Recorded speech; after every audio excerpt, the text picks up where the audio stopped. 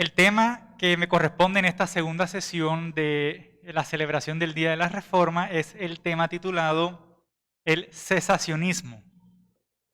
Y vamos a estar viendo su definición y unos argumentos a favor de esta doctrina del cesacionismo. Quiero comenzar definiendo inicialmente la doctrina opuesta al cesacionismo, la cual es el continuismo o continuacionismo, la cual dice que es la enseñanza que sostiene que los dones milagrosos, o al menos parte de ellos, asumidos y descritos en la Biblia, deberían continuar y de hecho continúan siendo entregados a la iglesia. El cesacionismo es opuesto a esta doctrina y dice que enseña que todos los dones milagrosos han cesado para la iglesia de hoy. El término cesacionismo procede de las grandes confesiones de fe que nosotros conocemos, la confesión de fe de Westminster y la confesión de fe de Londres, que es a la que nosotros nos apegamos como Iglesia Bautista Reformada. Ambas confesiones utilizan esta palabra y al hablar de cómo Dios ha revelado su voluntad y ha permitido que quedase registrada en las Escrituras, las confesiones dicen: las santas escrituras son muy necesarias, habiendo cesado ya las maneras anteriores por las cuales Dios revelaba su voluntad a su pueblo. Esto es lo que dicen las confesiones de fe. No solo la revelación está completa y ha cesado, sino que también han cesado las señales que avalaban que la revelación está en progreso. Y quiero que esta sesión acerca del cesacionismo la miremos según 4 argumentos que nos van a llevar para desarrollar este tema y explicarlo de la mejor forma. El Nuevo Testamento deja claro que los apóstoles de Cristo no son dados ya a la iglesia de hoy. Ellos vivieron en el primer siglo después de Cristo y por lo tanto sabemos con absoluta certeza que ese don, que es el más grande de todos, ha cesado y ya no es entregado. Este será el primer argumento que vamos a estudiar. El siguiente es acerca de los profetas del Antiguo Testamento, los cuales fueron una institución claramente regulada. Y esta contribuyó de manera prominente a la formación del canon del Antiguo Testamento. Aquí entonces nosotros miraremos el don de profecías en el segundo argumento o en la segunda sección. Seguiremos con el hablar en lenguas, el cual es sustancialmente equivalente a la profecía. Y de acuerdo como nosotros lo miraremos en la primera carta de Pablo a los Corintios, hablar en lenguas más su interpretación equivalen a profetizar. Este será nuestro tercer argumento en este desarrollo que llevaremos. Y por último, miraremos los milagros y aquellos hacedores de milagros, el cual será el cuarto argumento. Esta serie de argumentos se conoce como los argumentos en cascada y dicen que para probar este argumento del cesacionismo, si nosotros podemos probar que no hay apóstoles en nuestra época, entonces no hay profetas. Si no hay profetas, entonces no hay quienes hablen en lenguas, y si no hay quienes hablen en lenguas, no hay quienes hacen milagros. Este va a ser nuestro argumento de cascada y vamos a ir probando y argumentando en cada uno de ellos para definir concretamente y correctamente lo que es el cesacionismo. Comencemos entonces con los apóstoles. ¿Quiénes fueron y cuándo existieron? Miremos inicialmente la definición bíblica de un apóstol. Un apóstol es un enviado. Tanto en hebreo como en griego, la palabra apóstol deriva del verbo enviar. Entre los judíos, sin embargo, la palabra que ellos utilizaban era shaliach, que significaba también enviado o apóstol. Y esta palabra había alcanzado un significado muy específico. Herman Ridderbos, en su libro Historia Redentora, señala: la estructura formal del apostolado se deriva del sistema legal judío en el cual una persona puede tener el poder legal de representar a otro. Aquel que tiene dicho poder es llamado Shalia o su apóstol. Y la singularidad de esta relación queda elocuentemente expresada por la noción de que el Shalia de un hombre es como el hombre mismo. En el Nuevo Testamento, la palabra griega apóstol también posee un significado técnico similar. ¿Dónde la podemos ver? Jesucristo fue el apóstol de su Padre. Así que lo que Jesús dijo fue lo que el Padre dijo. De manera similar, nosotros lo vemos en los 12 apóstoles. Los 12 apóstoles son los apóstoles de Cristo. Y recibir a un apóstol de Cristo es recibirlo a Él. Eso nos lo cuenta Mateo en el capítulo 10. Por lo tanto, un apóstol era el representante legal de alguien. Es decir, poseía, para traerlo a una expresión notarial moderna, tenía el poder de otra persona. Y para continuar con este punto de los apóstoles, también es necesario una distinción que hay que hacer respecto a los apóstoles. Si un apóstol es el representante legal de alguien, todo lo relacionado a la naturaleza y la autoridad del oficio depende de quién él está representando. Un ejemplo, el representante legal o el apóstol del presidente de los Estados Unidos tendría entonces una autoridad muy grande, pero mi representante o mi apóstol tendría una autoridad muy pequeña. Pero tanto el representante legal del presidente de los Estados Unidos como mi representante serían ambos apóstoles. Y su autoridad apostólica diferirían enormemente debido a quienes ellos están representando. Entonces, eso es clave en este asunto. Este pensamiento nos permite clarificar algo que puede ser fuente de mucha confusión para los carismáticos y para otros cristianos. Cuando la gente pregunta, ¿hay apóstoles hoy en día? La primera respuesta a esta pregunta debe ser, ¿apóstoles de quién? Es por esto que hay que hacer una distinción clave. En el Nuevo Testamento, nosotros encontramos los apóstoles de Cristo con A mayúscula, son los apóstoles de Cristo. Y encontramos también aquellos que fueron apóstoles de las iglesias. Esos eran apóstoles con A minúscula. Los apóstoles de Cristo son representantes legales directos de Cristo. Los apóstoles de las iglesias eran representantes legales de esas iglesias. Estos apóstoles que les menciono con A minúscula de las iglesias podemos verlos en Filipenses y en la segunda carta a los Corintios. Vamos ahora a definir las características de un apóstol.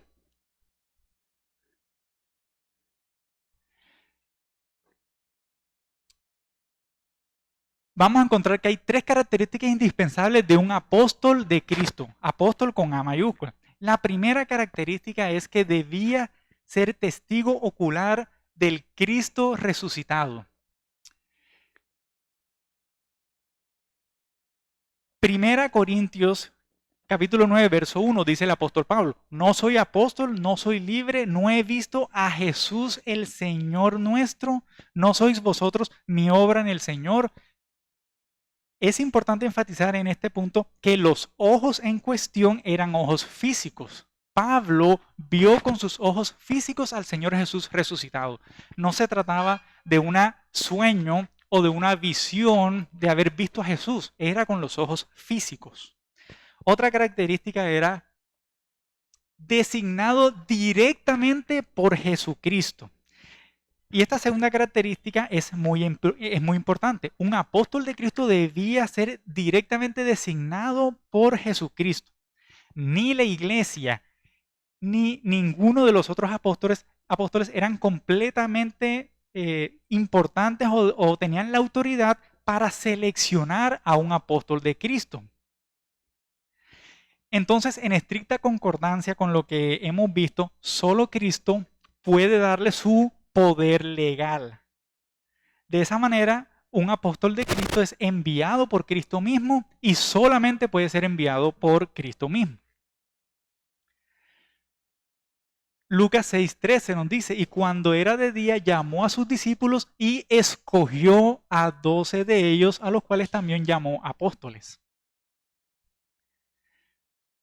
La tercera característica que debía tener un apóstol de Cristo es la capacidad de confirmar su misión mediante señales milagrosas. Esto nos lleva directamente al tema de los milagros. Un apóstol de Cristo ha recibido la capacidad de confirmar su misión mediante señales milagrosas. Y esta es la razón por la que Pablo puede decir en la segunda carta a los Corintios, con todo, las señales de apóstol han sido hechas entre vosotros en toda paciencia por señales, prodigios y milagros. Era bien sabido entonces que como representantes directos del Mesías, las señales milagrosas confirmarían su misión. Y es innegable a la luz de estos textos que existe una importante conexión entre el apostolado y las señales milagrosas. Únicamente alguien con estas características podría ser llamado un apóstol de Cristo. Aquí no eran 2 de 3 que podían cumplir, debían cumplir las 3 a cabalidad. Todo apóstol de Cristo entonces debe primero haber visto físicamente al Señor resucitado, haber sido designado directamente por Cristo y haber realizado señales milagrosas para vindicarse a sí mismo como apóstol de Cristo. Esas son las características. Lo que nos lleva a la segunda parte de este tema de los apóstoles y del primer argumento. ¿Cuándo existieron? En esta sección llegamos a la gran pregunta con respecto a los apóstoles de Cristo, la cual es de gran relevancia para el cesacionismo. La pregunta es, ¿hay apóstoles de Cristo hoy? La respuesta contundente es no. Más bien, creo que el Nuevo Testamento enseña lo que se conoce como un apostolado limitado históricamente.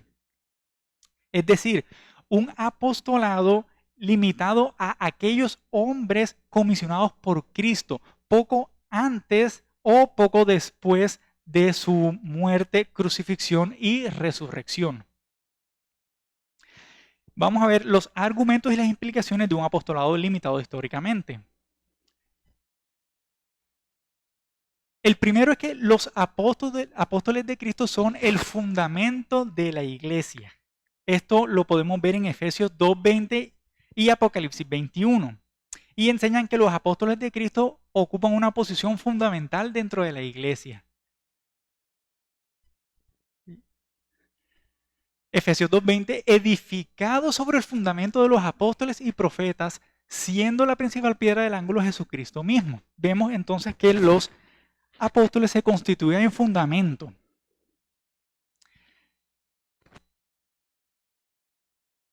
El segundo argumento es, el apóstol Pablo afirma explícitamente que él fue el último testigo ocular de la resurrección de Cristo y el último apóstol de Cristo en ser escogido. Hemos visto que un apóstol de Cristo debe poseer la calificación de haber visto visiblemente a Cristo en la gloria de su resurrección. Y dado que Pablo dice, el último de todos, como a un abortivo me apareció a mí, no puede encontrarse hoy ningún testigo ocular de Cristo resucitado por este hecho. Y tenemos que el tercer argumento es, el último testigo del carácter cerrado del apostolado es el carácter cerrado del canon. Toda la iglesia cristiana reconoce que ningún libro ha sido añadido al canon del Nuevo Testamento por casi 20 siglos. Y en eso no hay debate alguno. De hecho, un correcto entendimiento de la naturaleza de los libros canónicos no permite que ningún libro nuevo sea añadido al Nuevo Testamento. Es un canon cerrado, no se puede agregar ningún libro más. He aquí la razón. El Nuevo Testamento obtiene su autoridad del respaldo de los apóstoles y del principio de autoridad apostólica, que dice que un libro que se iba a incluir en el canon del Nuevo Testamento debe ser escrito por un apóstol o por una persona que estuviera bajo su tutoría o su discipulado. Y esto es así, primero porque la iglesia está constituida sobre el fundamento de los apóstoles y segundo porque solamente un apóstol de Cristo puede pretender hablar las palabras de Cristo. Como lo habíamos visto, el apóstol de Cristo es como si fuera Cristo mismo. Dado que Cristo es la autoridad suprema de la iglesia y Cristo no escribió ningún libro, y dado que solo los apóstoles de Cristo pueden hablar por Cristo, el Nuevo Testamento reclama autoridad sobre la iglesia y esta autoridad solo puede basarse en la autoridad apostólica. Por este motivo, los apóstoles tuvieron que escribir o aprobar, como lo había mencionado, cada libro del Nuevo Testamento. El hecho de que del carácter cerrado del canon, en consecuencia, asume y supone el carácter cerrado del apostolado. No puede haber más apóstoles. De aquí entonces pasemos al segundo argumento. Los profetas del Antiguo y del Nuevo Testamento. Esta es la pregunta que vamos a abordar. ¿Es posible que aunque ya no haya apóstoles vivos, sí haya profetas vivos? Y para responder esta pregunta no podemos comenzar con los profetas del Nuevo Testamento, dado que ellos no fueron los profetas bíblicos originales.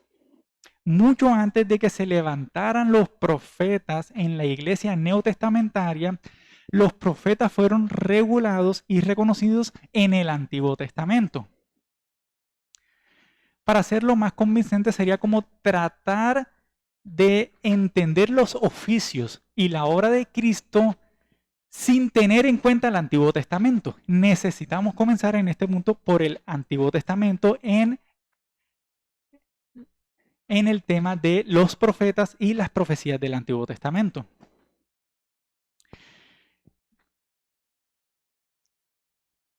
Como lo hemos visto en el tema de los apóstoles, vamos a comenzar con la identidad de los profetas y la profecía del Antiguo Testamento. ¿Qué es un profeta? Esta es la primera pregunta, la identidad de un profeta. ¿Qué es un profeta? Un par de pasajes y un par de nombres paralelos nos ayudan a responder esta pregunta.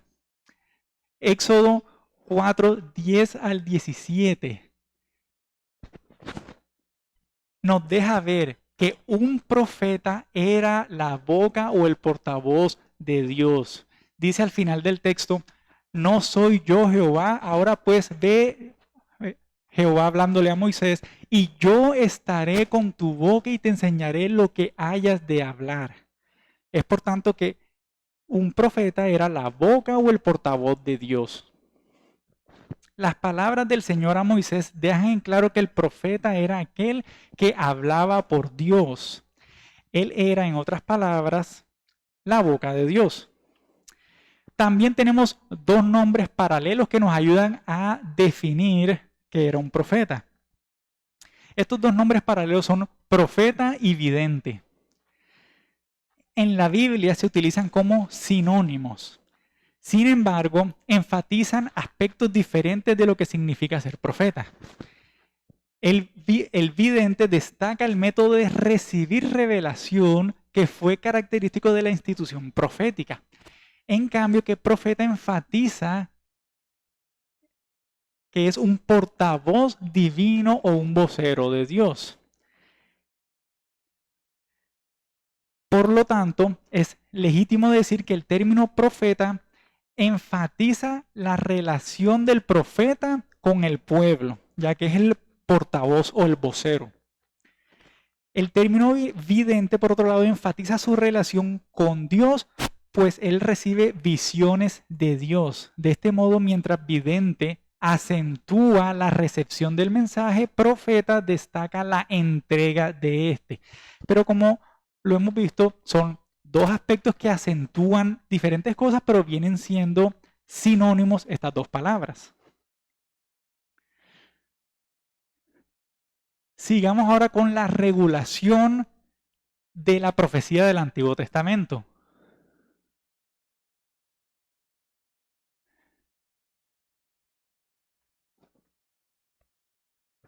No es sorprendente que una institución que encarnara las mismas palabras de Dios fuera objeto de una cuidadosa instrucción y regulación por parte de Dios.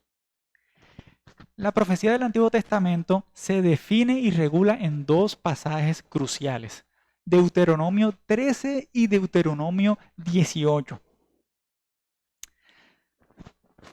Son pasajes muy importantes que vamos a tener en cuenta en este tema.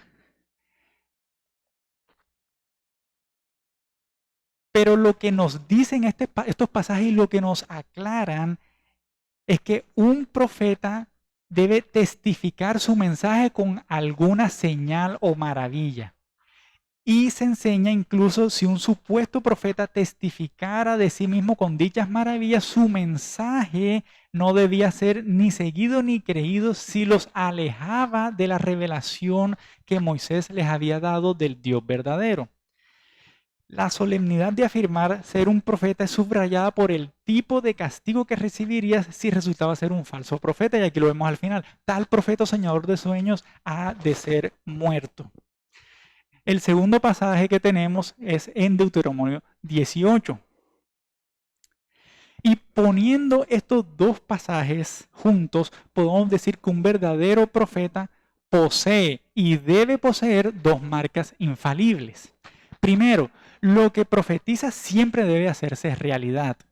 Y segundo, no debe contradecir la revelación anterior, sino enseñar a las personas a seguir al Dios verdadero, el Dios revelado a través de Moisés. Miremos ahora la autoridad de la profecía del Antiguo Testamento. ¿Qué podría ser más claro? El profeta es portavoz y boca del mismísimo Dios. Dios dice que sus palabras son, como lo habíamos visto en el texto de Jehová hablando a Moisés, mis palabras en su boca. De ahí viene la autoridad de los profetas y la profecía del Antiguo Testamento del mismo Dios. Y por último, la canonicidad de la profecía en el Antiguo Testamento.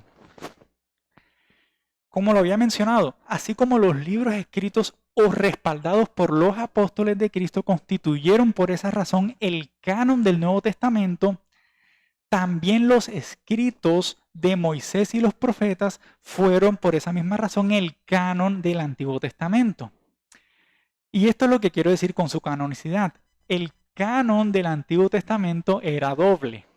Estaba compuesto por Moisés, es decir, la ley, y los profetas. Y como es lógico, los escritos proféticos fueron por naturaleza escritos canónicos. Finalmente, en esta primera parte hemos considerado la identidad, regulación, autoridad y canonicidad de las profecías del Antiguo Testamento, lo que nos deja con un sólido cimiento para poder entrar a analizar los argumentos del cesacionismo sobre la profecía del Nuevo Testamento.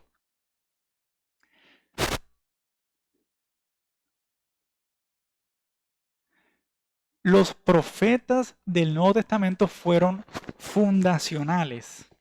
Anteriormente habíamos observado que Efesios 2:20 afirma que los apóstoles fueron el fundamento de la iglesia. También notamos en este mismo verso que se habla de los profetas, edificados sobre el fundamento de los apóstoles y profetas. Por consiguiente, dado que esto es así, tenemos la misma razón para concluir que el cese de los profetas a partir de este pasaje, tal como lo hicimos para los apóstoles. El siguiente argumento es: los profetas del Nuevo Testamento fueron infalibles. Hemos visto que el oficio profético confirió autoridad divina e infalible al verdadero profeta. Lo vimos en Deuteronomio 13 y Deuteronomio 18. Esto significa que las afirmaciones de que existe el don de profecía hoy deben estar preparadas para cumplir con los estándares de Deuteronomio. De lo contrario, deben ser abandonadas. La única alternativa para cumplir con estos estándares es la sentencia de la palabra de Dios. La mayoría de continuacionistas no creen que la profecía contemporánea cumpla con tales estándares. Los intentos generalizados entre los continuacionistas de querer encontrar algo que les garantice que existe una forma inferior de profecía en las escrituras, así lo atestigua. Ellos quieren rebajar esa profecía a un nivel inferior para decir, esto es una profecía, pero que no se rige al estándar de la palabra de Dios. Esa es su forma de defender esa posición. Pero como lo hemos visto, debe cumplir con los estándares mencionados en Deuteronomio 13 y 18. Y también tenemos que los profetas del Nuevo Testamento fueron canónicos.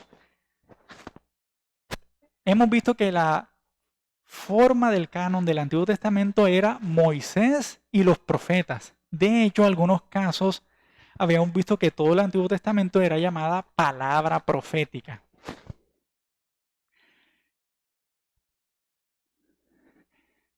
Si la profecía bíblica existe hoy y se puede verificar como tal, entonces sería canónica. Y si es canónica, entonces el canon no está cerrado, sino que permanece abierto.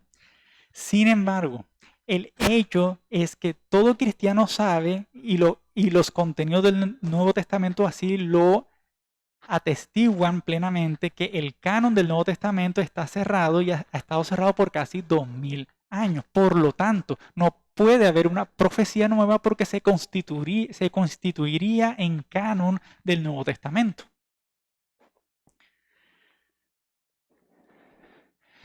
Ya hemos mirado los primeros dos argumentos en esta cascada de argumentos para decir que no hay profetas, entonces como no hay profetas no hay apóstoles. Vamos a mirar ahora qué acerca del don de lenguas y los que hablan en lenguas.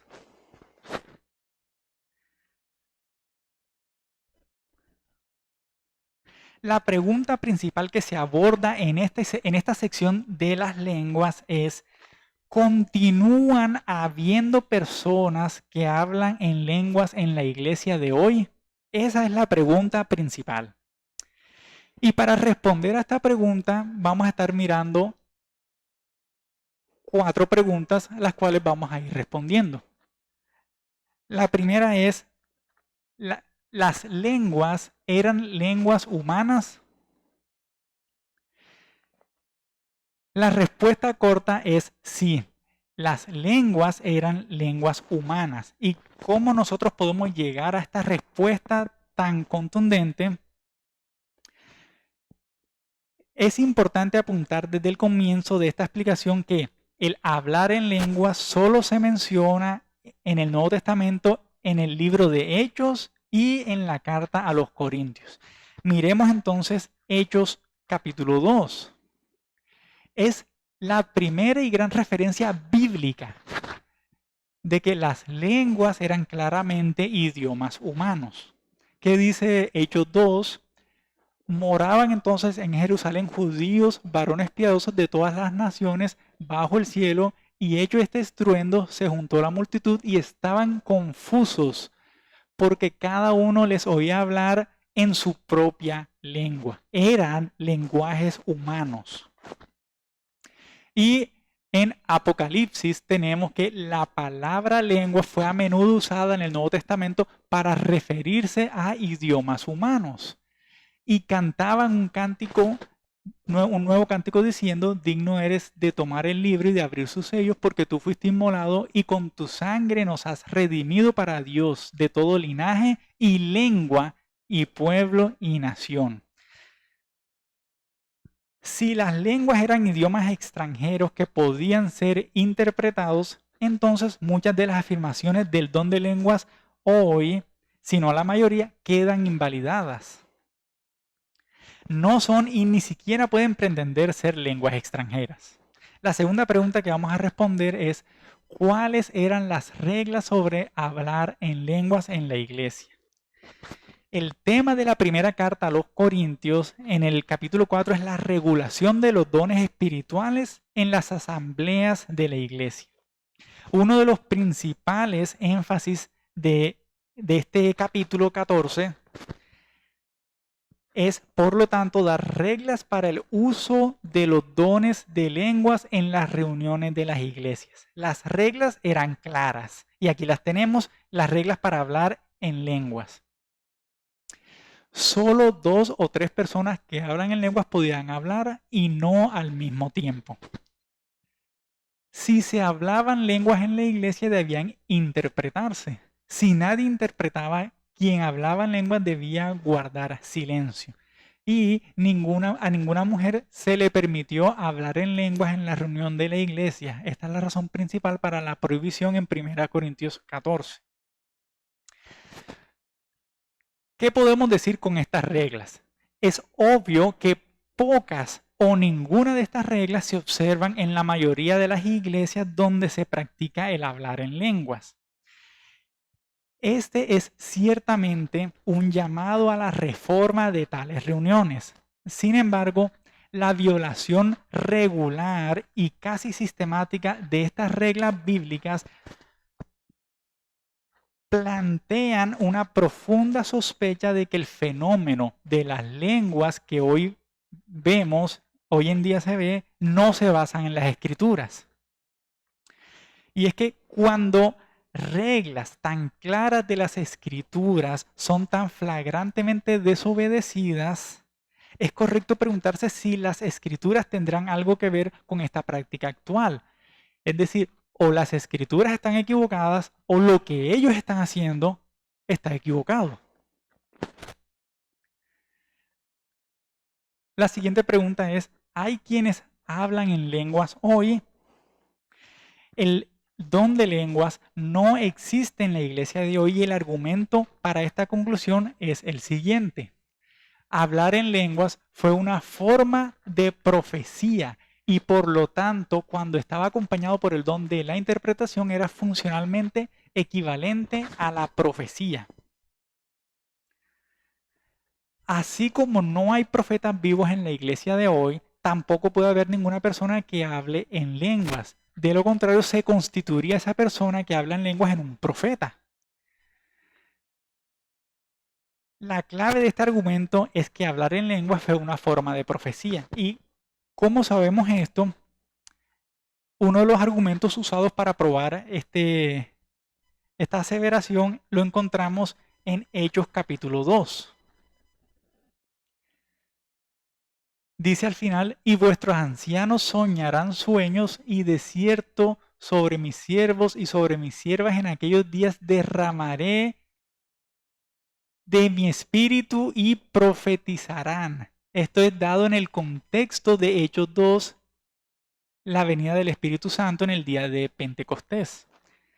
Por esta razón, las lenguas deben ser identificadas como una forma de profecía. Por lo tanto, si la profecía ha cesado, entonces también las lenguas lo han hecho.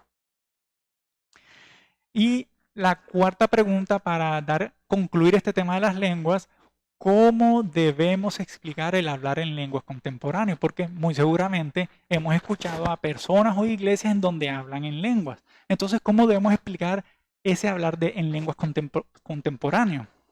3 argumentos nos ayudan a dar respuesta a esta pregunta. Nosotros como cristianos no construimos nuestra doctrina con base en la experiencia, sino con base en la Biblia. Por lo tanto, la experiencia y las convicciones de tantas supuestas personas que hablan en lenguas no pueden ser ni son normativas para la doctrina de la iglesia. Sin embargo, podemos hacernos esta pregunta. Si hablar en lenguas hoy no es un don divino, entonces, ¿de dónde proviene todo esto? Algo de esto puede ser efectivamente demoníaco. Los demonios son con toda certeza capaces de venir a la iglesia y permitir que las personas hagan cosas que de otra manera no podrían hacer. Y esto se ve muy claro en capítulo 5 de Marcos y en la segunda carta a los tesalonicenses. Y el tercer argumento es que la mayoría puede ser una clase de fenómeno natural que no necesita ser explicado como esencial u originalmente divino o demoníaco. Es decir, no necesariamente debemos definirlo como algo divino o algo demoníaco, sino que puede ser un fenómeno natural. Este fenómeno se puede llamar vocalización o, como otros autores lo llaman, glosolalia, y se ha observado en otros contextos completamente no cristianos. Este hecho de hablar en lenguas también se observa en rituales paganos, pero como fenómeno natural no tiene que ser condenado como necesariamente de origen demoníaco. Simplemente puede ser un fenómeno natural que llaman vocalización libre o glosolalia, sin ser un lenguaje específico. Y con ese argumento terminamos la segunda sección, que es don de lenguas y los que hablan en lenguas. Pasando ahora a los milagros. Y como lo hemos hecho en las otras secciones, empezamos definiendo el argumento que vamos a hablar, la definición de milagro. Esta palabra, milagro, es utilizada en diferentes traducciones de nuestras Biblias en español para traducir un grupo específico de palabras bíblicas. Estas palabras han sido traducidas a nuestras Biblias en español y provienen de la misma palabra, que es milagro. Las palabras son obras, poderes, maravillas y señales. Entonces, una definición estricta basada en esta terminología es esta. Un milagro es una manifestación redentora, reveladora, extraordinaria, externa y asombrosa del poder de Dios. Tal como ampliaré más adelante, estrictamente hablando, un milagro bíblico es una señal milagrosa hecha por un hacedor de milagros para dar testimonio de la revelación divina de la cual él es mensajero. Por eso, en el sentido estricto de la palabra, debemos afirmar que hoy no hay milagros. Dos puntos que hay que destacar en esta sección. Estrictamente hablando, los milagros bíblicos son llamados señales, maravillas, poderes y obras. Por lo tanto, tenían la intención de dar testimonio de la nueva revelación dada a través del que hace milagros. Un resumen del uso bíblico de las palabras empleadas para milagros muestra que los milagros fueron dados para dar fe de la revelación redentora que fue entregada por medio del que hacía milagros. ¿Cómo podemos ver esto? Las señales milagrosas dieron fe de Moisés. Las señales milagrosas también dieron fe de los profetas del Antiguo Testamento. De igual modo, en el Nuevo Testamento se ve la misma clara correlación. Las señales milagrosas dieron fe de Jesús el Mesías, así como lo menciona Juan en su Evangelio. También dichas señales milagrosas dieron fe de los apóstoles de Cristo. En varios textos vemos a los apóstoles de Cristo realizando obras y milagros. Incluso estas señales milagrosas que los apóstoles hicieron sirvieron de testimonio para ellos mismos. Por esta causa, la conclusión a la que nos guía toda esta suma de informaciones es esta.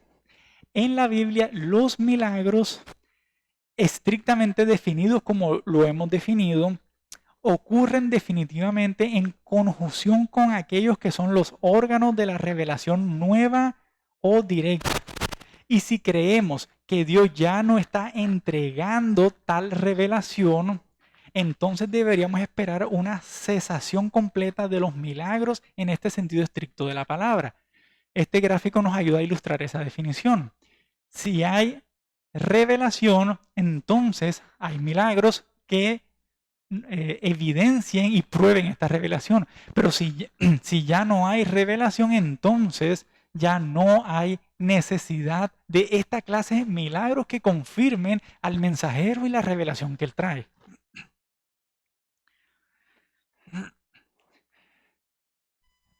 Vamos a mirar también que los hacedores de milagros que realizan señales milagrosas han cesado. Y aquí estamos hablando específicamente de la persona que hace milagros.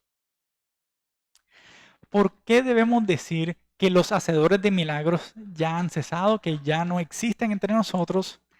Si creemos que las señales milagrosas que dan fe de quienes hacen milagros continúan, entonces nos hemos comprometido a creer que la revelación redentora continúa hasta nuestros días.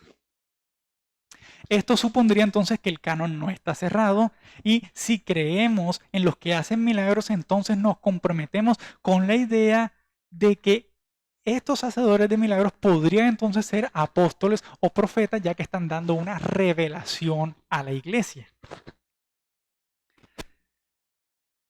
Todos los pasajes bíblicos clave vinculan las señales milagrosas con la revelación redentora e identifican a los que hacen milagros como órganos, y esto es importante, órganos de revelación directa. Es por eso que no pueden haber hoy en día hacedores de milagros. La gran pregunta que todos hemos esperado en esta sección es, ¿hay milagros hoy? No estoy negando por todo esto que haya milagros en el mundo de hoy en el sentido amplio, tales como hechos sobrenaturales, providencias extraordinarias del Señor, si las hay. Solo digo que no hay milagros en el sentido estricto de la palabra.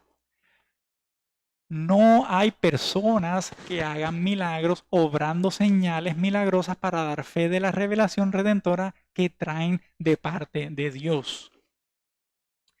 Pues aunque Dios no se ha aislado lejos de su mundo y está en la libertad de hacer lo que le plazca, cuando le plazca, como le plazca y donde le plazca, ha dejado claro que el progreso de la revelación redentora, acreditada por señales milagrosas hechas por quienes hacen milagros, ha llegado a su fin en la revelación consagrada en nuestros Nuevos Testamentos.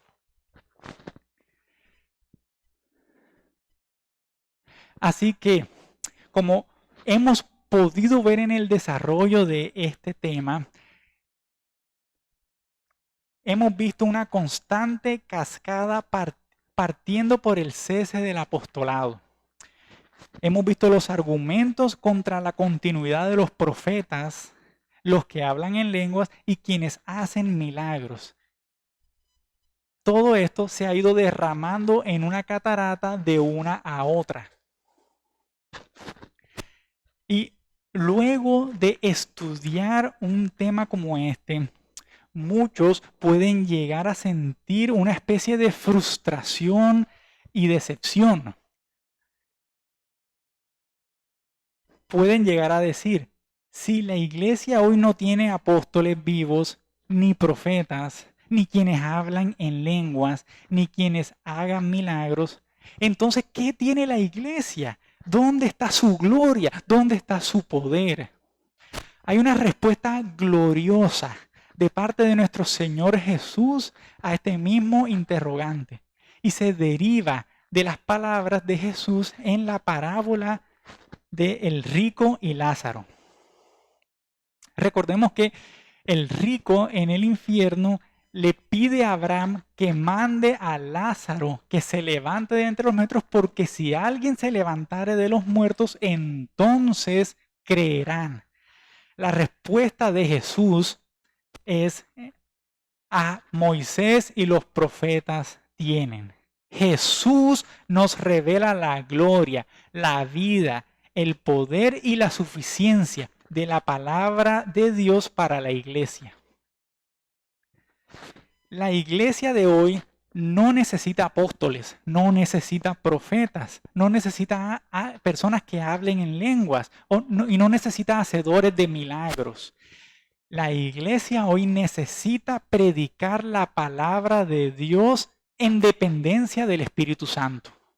El cesacionismo entonces ofrece una perspectiva que llama a la iglesia a tomar una firme posición, no en los fundamentos arenosos de los dones milagrosos, sino en la majestuosa, gloriosa y poderosa palabra de Dios. Amén. No sé si tenemos tiempo para algunas preguntas, si alguno quiere hacer alguna pregunta o algún comentario, también estaría bien.